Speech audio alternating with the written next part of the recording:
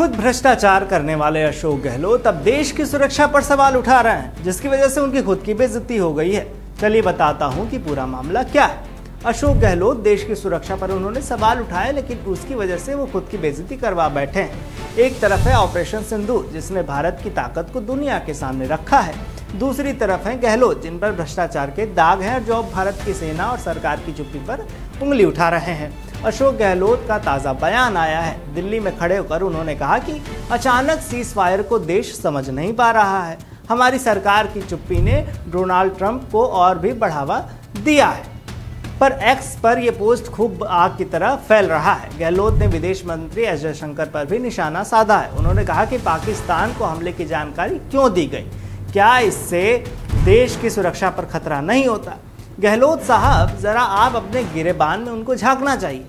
राजस्थान में आपके शासन में क्या क्या नहीं हुआ।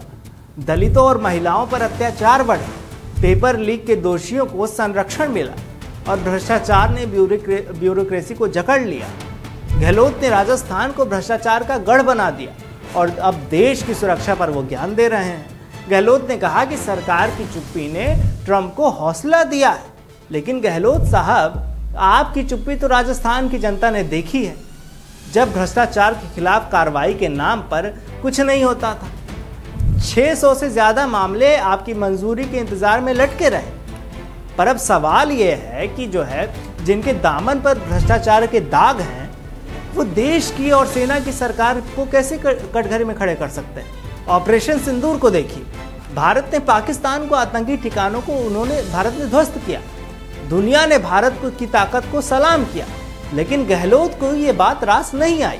उन्होंने सीज फायर पर सवाल उठाए, सरकार की रणनीति पर उंगली उठाई। गहलोत का ये बयान लगातार आता रहता है क्योंकि उनको अपनी कुर्सी चाहिए, कुछ ना कुछ करके सोशल मीडिया पर वायरल होना चाहिए उनको। खैर, इस मुद्दे पर आपकी क्या राय है, मैं कमेंट में बताइए। तब तक देखते रहिए राजस्थान वन।